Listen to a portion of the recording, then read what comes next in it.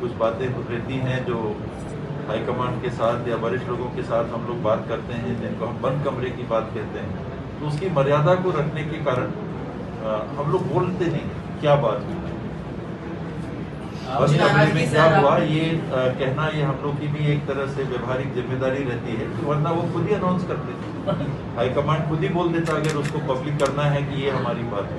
तो जब वो पब्लिक नहीं कर रहे तो हमारे लिए भी वही संकेत है कि ये जो बात है बंद कमरे की, वो कमरे में ही बंद रहनी चाहिए।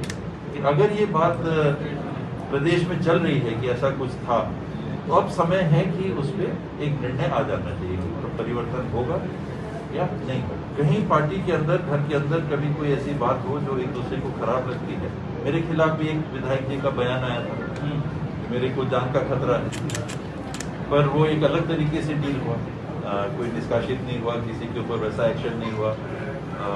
यहाँ पर कोई ऐसी बात आई, घर के अंदर दो भाइयों के बीच में कोई वार्ता ऐसी हुई, पार्टी के पास जानकारी गई, उन्होंने एक तरह का एक्शन लिया। कई साथियों को हमने देखा है एक्शन होता है तो कोई दरवाजे जीवन भर के लिए बंद नहीं होते। कहीं कोई एक्शन अगर हुआ तो अपील के भी प्रावधान रहते हैं, अपने से व्यवहार की भी बात है। कहीं किसी से, मेरे से किसी के प्रति कोई ऐसी बात हो गई, मैं आगे बढ़ के बोल दूँ कि नहीं ऐसा हो गया, आपको खराब लगा, सॉरी। सामने वाला कह रहे यार चलो गलती से आपने बोल दिया, आगे ऐसा कुछ ना हो। देखो ये यही परिवार है। तो परिवार के विधायक पर भ्रष्टाचार का आरोप लगा था, इस वजह से उनको निष्कासित किया गया है।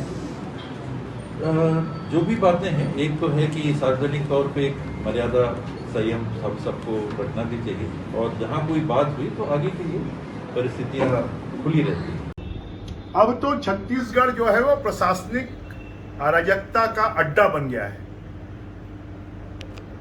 कोई सीनियर मंत्री किसी जिले के दौरे में जाए और वहां पर कलेक्टर और एसपी उपस्थित नहीं हो और मुख्यमंत्री का दर्द बाहर आए, ये बहुत खतरनाक है किसी भी राज्य की प्रशासनिक व्यवस्था के लिए। और ये बीज जो भूपेश बघेल जी के नेतृत्व में बोए जा रहे हैं, ये छत्तीसगढ़ को बर्बाद कर देंगे। एक तरफ 3-3 मंत्री सरकारी हेलीकॉप्टर से घूम रहे हैं और एक मंत्री अपना कार्यक्रम भेजता है, सरकारी हेलीकॉप्टर मांगता है, तो उसको सरकारी हेलीकॉप्टर, सरकार हेलीकॉप्टर लेकर उपलब्ध कराने की बजाय उनको निजी किराए के हेलीकॉप्टर से जाना पड़े, और जो बाकी सामान्य मंत्री हैं वो सरकारी हेलीकॉप्टर से जाएं, तो मुझे लगता है कि इससे ज़्यादा कटुता और कोई दूसरी नहीं हो सकती। मुख्यमंत्री के निर्देश के बिना कलेक्टर, एसपी की इतनी ताकत नहीं हो सकती कि किसी मंत्री के दौरे के समय वो शिष्टाचारवश उनसे मिलने भी ना जाएं, उनसे बातचीत भी ना करें। और जब कलेक्टर जिले का सर्वोच्च अधिकारी होता है, एसपी प्रशासनिक व्यवस्था का सर्वोच्च पुलिस सुरक्षा व्यवस्था का सर्वोच्च अधिकारी होता है, और दंतेवाड़ा जैसे जिले में जहां पर नक्सल इफेक्टेड जिला है वहां एसपी भी मिलने ना जाए, तो मुझे लगता है कि अब भूपेश बघेल जी और टीएस सिंहदेव की लड़ाई सड़कों पर आ गई है। और उन्होंने तो यहां तक कहा है कि 2.5 साल के ऊपर में केंद्रीय नेतृत्व को अमल करना चाहिए। और मुझे लगता है कि इससे छत्तीसगढ़ विकास तो वैसे ही अवरुद्ध था, और प्रशासनिक व्यवस्था अगर अवरुद्ध हो जाएगी तो छत्तीसगढ़ की जनता के सभी काम ठप हो जाएंगे।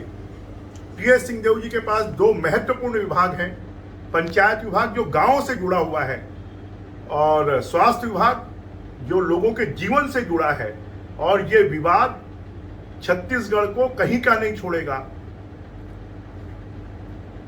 मैं कांग्रेस के केंद्रीय नेतृत्व, सोनिया गांधी जी, राहुल गांधी जी, प्रियंका गांधी जी से कि छत्तीसगढ़ के हित के लिए, छत्तीसगढ़ के लोगों के भले के लिए इन दोनों के बीच का जो विवाद है, 2.5 साल का क्या मामला है, ये छत्तीसगढ़ की जनता के और देश की जनता के सामने आना चाहिए।